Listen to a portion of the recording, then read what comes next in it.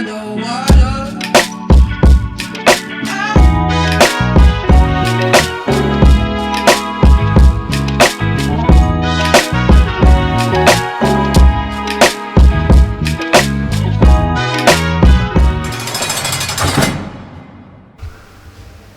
Y'all know what's going on. It's time for another episode of Doing Time with Joe. I'm your host, Joe Bacon. Welcome to the show.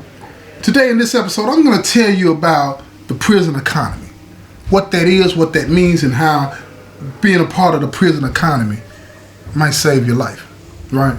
Again, don't get it twisted. I don't condone the lifestyle. You feel what I'm saying? I don't condone the behavior. I'm just telling you what the behavior is about and how it is and how it goes. That's all I'm doing, right? Because I want you to decide for yourself.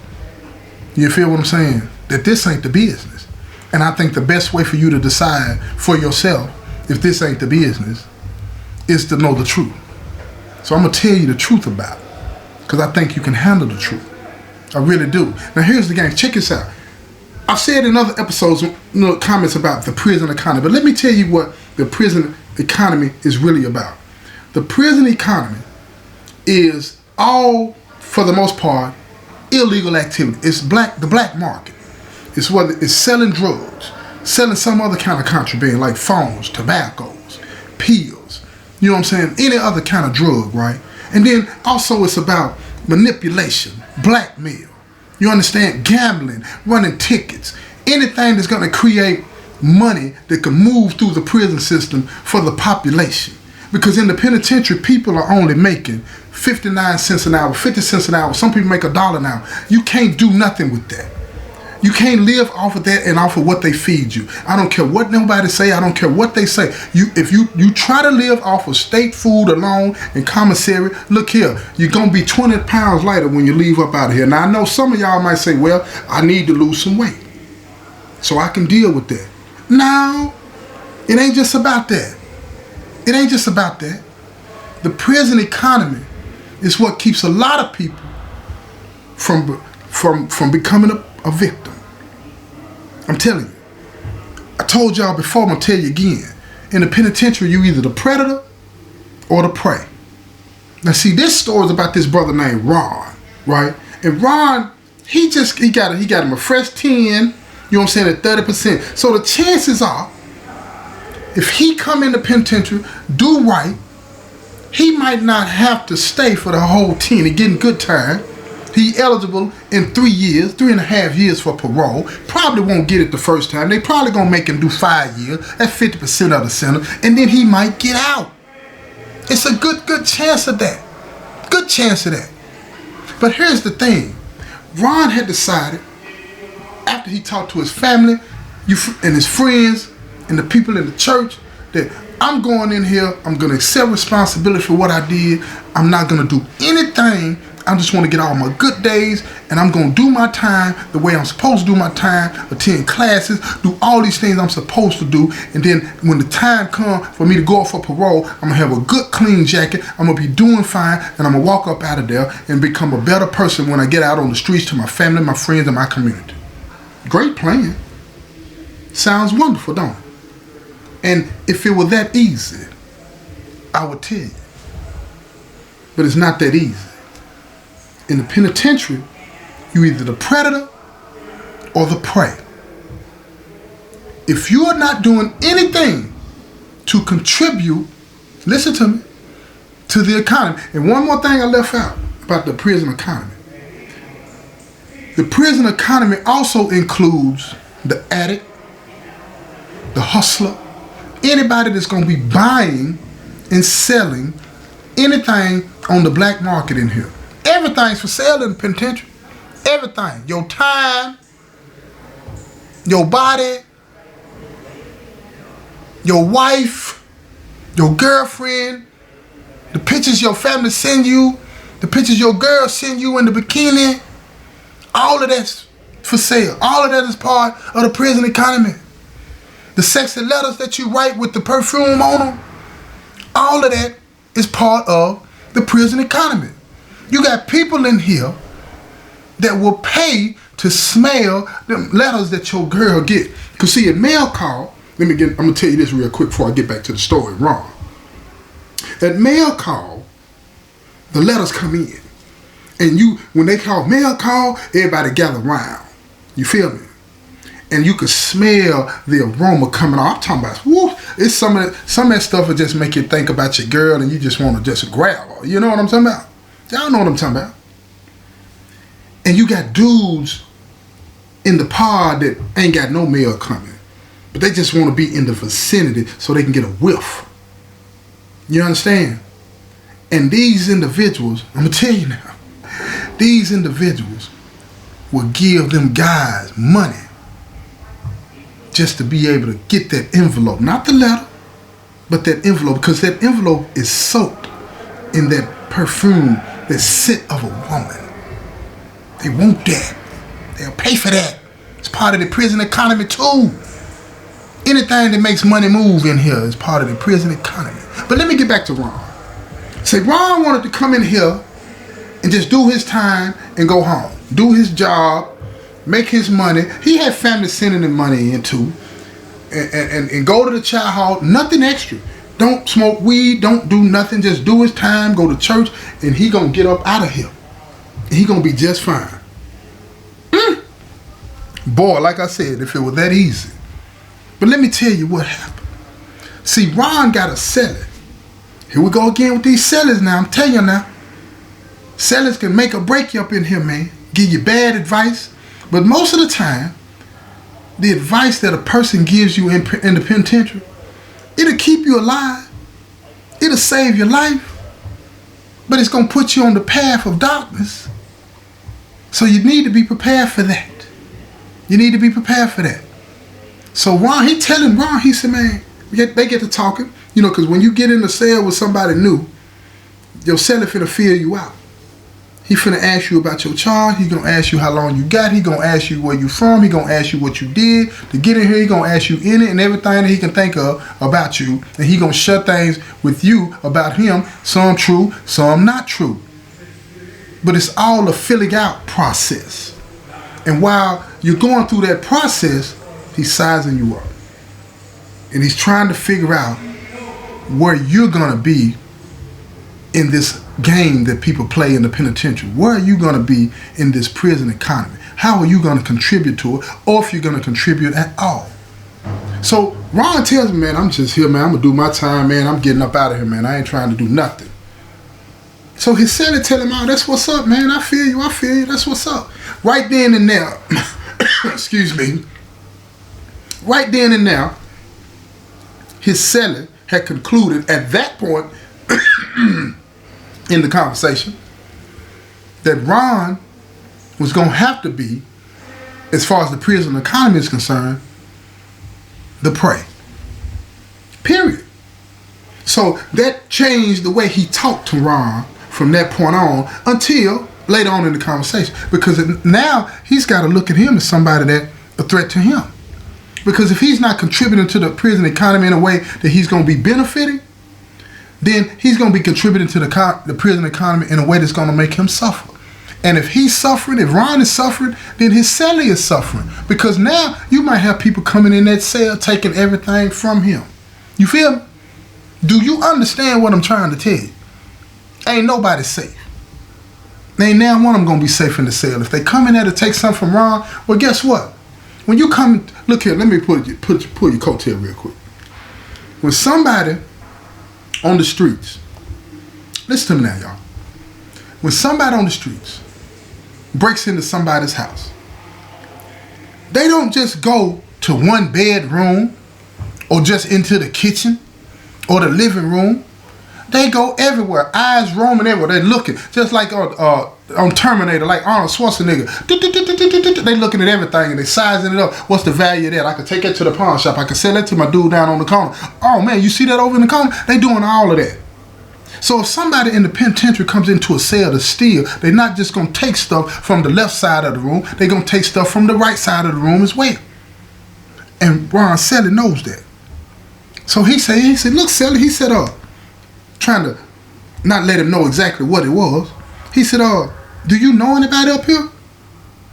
He was like, nah, I know a few guys from the town, you know what I'm saying, but I'm trying to stay to myself and this and that. And now his seller just threw his hands up there. He said, man, this ain't gonna work. So Ron said, man, what's wrong, man? I'm just trying to do me. He said, listen to me, man. He said, you ain't never been to the penitentiary before. I'm finna go and explain something to you, man. Because evidently you don't get it, man. If you don't contribute to the penitentiary economy, man, then these folks in here gonna take advantage of you. Now Ron looking at him like wide-eyed, like a child. Like, what you mean the prison economy? He don't understand what that means. He ain't never heard that, right? And it's different terminology is used all over the country in all different penitentiaries, right? But basically, I'm talking about what you gonna do to get your bread in the penitentiary, other than what your family send you. How you gonna do your time? So they might have a different terminology out on the West Coast, up north. You understand what I'm saying? But I call it, all of it is the same thing. It's the prison economy, the black market. How do you make it move? You feel me? So Ron looking at him all crazy. He don't understand what's going on, and he tells him, he said, man, you talking about you ain't gonna do nothing, you ain't gonna be into nothing, you just wanna do your time and go home. He said, man, all that's good, man. But if you ain't in nothing, you ain't making money, then you gonna be losing money. They gonna come in here to take your stuff from you. Do you understand? Ron said, ain't nobody taking nothing from me. He said, all that sound good, tough guy. All that sound good. But when they come in here 2, 3, 4, 5 at a time, they gonna keep coming till they get something. That's what wolves do. You know how wolves are when they out there in the wilderness. You ever watch them nature shows out there? When them wolves be up on one of them buffaloes or something like that, they cut the little baby out, right? And then if the mama try to protect them, they all nipping at the butt. Nipping at the butt of the bull. And they keep coming till they wear them down. That's how it is in here. These dudes in here will wear you out until you just tap out. You either gonna give them what they want or you gonna get with it. You feel me? Or it's a third option. I'm gonna keep it 100, or you're gonna have to show them what it is. And sometimes, most of the times, when you show them what it is, it costs you too. And if you're willing to go there, go there. Hey, but that's the thing, man. If you go there, you don't get to decide how far you're gonna have to go to convince them to back up. You might have to lay one of them down, man. And don't nobody want to do that. You come in with a 10 and end up with life. That's what you facing here, man. It's not a game. It's real in here. So Ron, after a day or two going, you know what I'm saying, wondering about what his cell is talking about, now his eyes are watching. His neck is on the swivel. He's trying to figure out, when are they going to do it? When are they going to approach me? And he sees his cellar's behavior has changed towards him, because now his cellar is like, man, you got to go. I got somebody else I'm going to move in. He's telling them these different things, right? Because he wants him to leave, and he also wants to put pressure on him so that he'll understand it ain't really nowhere that you can go, man. You feel me? Because you got people that been asking Ron Selly, what's up with dude? What's going on with it? They want to know everything about him. They're trying to figure out the best way to cut into him. So one night, Ron is talking to his celly. He said, man, I see they playing down there playing poker every day. Now see, Ron is a gambler. He liked playing poker. He liked to go to Vegas when he was on the town. You know what I'm saying? Play poker, blackjack, and all that kind of stuff, right? So his celly said, yeah, man, they play every day, man. But don't be down there messing with them, man, unless you got some bread, man. You know what I'm saying? They know how to get down. He said, that man, they worse than Vegas. So Ron told him, he said, man, I've been to Vegas plenty of times. I love to gamble. So that's when his celly looked at him. He said, you like to gamble? He said, celly, that's what you need to be doing then. Get down at the table, man. Set your own game up. He said, where am I going to get my chips at? He said, man, I'm going to help you. We're going to put your rack together. And a rack is basically all your chips, right? Some people make them out of turn up game cards. Some people can get the little chips made. You know how the chips in Vegas is? You can get them made some places, right? They used to let you order them back in the day, right? But basically, you just take a deck of cards and you cut that deck of cards up into little square chips. And you mark them with your initials, or you put a black X on them, you know what I'm saying? And then with your chips, you got your $5 chips, $10 chips, 50-cent chip, $1 chip, and all this and that, and you got to keep up with all of that, right? And you put your game down. So his celly helped Ron get him a rack. He put his game down. Now guess what? He's contributing to the economy. Now listen to me. People in the penitentiary love to gamble. They gamble on any and everything, but they love that poker table. No, it's not legal. They don't supposed to allow us to play poker. Okay. But we do. Okay. Simple as, well, I don't. Let me tell you a funny story behind that. When I first came into the system, I was gambling, right? I told this in another episode way back when I first started my podcast. But anyway, I'm going to tell y'all new ones about this story again. Back in the day when I first came into the system, right, I was playing poker. And I lost $80. I think it was $80. I believe it was $80. But anyway, I lost some money. So I called my grandmama and I said, because the dude that ran the game, he said, man, look here, if you can get the money sent to me or a money order, something like that. I know y'all ain't heard about no money. That's a long time ago. You feel what I'm saying? But anyway, he told me if I can get a money order sent to him, that I'd just pay half and be done with it. So I called Granny. I'm telling Granny, that's my grandmama, right? I'm telling Granny, look, I done messed up, Granny. I done lost $80. I need $40 so I can go ahead and pay the poker man and be done with it. My grandmama said, boy, I'm going to pay it this time. But she said, you need to find you a new hustle. She said, because you ain't going to be calling me, having me pay, sending money nowhere here and there and all this and that, right? So, suffice to say, I quit playing poker. I ain't played since. I'll watch, but I don't play. I'm a voyeur in that way. You understand what I'm saying? So anyway, Ron put his poker game down. Now he's an asset. He's an asset to the prison economy. And let me tell you how that protected him. Once he started putting that card game down, he started to develop relationships with the individuals that came to play, right? Some of them, because look, everybody ain't gonna lose. The house always win in the poker game. Trust me on that, right? So these guys that's playing with him, he developed a reputation of paying people that won and being lenient with the people that lost. So now, instead of him becoming prey, he's somebody that they will speak up for because he's contributing to the economy. Long as you keep money moving in the prison economy, right, you're an asset. And that way you stay protected by everybody else. They look out for you. They think that you're somebody that is upstanding and all this and that. Now keep in mind, no, we're not talking about upstanding in the way that you might define upstanding out there. Not talking about that. Penitentiary is a different beast. It's a different beast. But if you don't find a way to contribute in a way that's going to keep people off your back to the economy in here, you're going to find yourself getting robbed, beat up, misused, right? You have situations in here where some people even get turned out to addicts against their will. Yeah, I've known people, man, that is pull up on a dude and want to smoke with him, and they got heroin in the weed and cocaine in the weed, and they getting them on it. Before you know it, the dude is coming to look for them, talking about, man, can you get some more of that? Now that that person become an asset to the economy, they let them stick around long as they're spending money. But as soon as the money dries up, guess what? Beat them up, send them to the back. That's this twisted nature of this lifestyle in the penitentiary, right? Just wanted to keep it real with you and drop that on you, man. Let you know something if you got a loved one that's in the penitentiary, or if you're listening to this show and you're in the penitentiary and all this and that, you know how this thing go. Think outside of that. See, listening to this show, you would think that I want you to do that. So to protect yourself. Oh no. Oh no. There's one more thing I want to add to you, talking about this prison economy. See, because you'll listen to this show and you'll think it's all about the dollar bill. And in most cases it is. But you can also become an asset to the prison economy by being somebody that's honest and upstanding. Yeah, you might get a couple of knuckle sandwiches and all this and that, but you got to stand up. But most people in here want to know if they can trust what you say. Trust what you say, right? See, for me, I've come through a lot of bad situations. Hard situations. Y'all know what I'm talking about.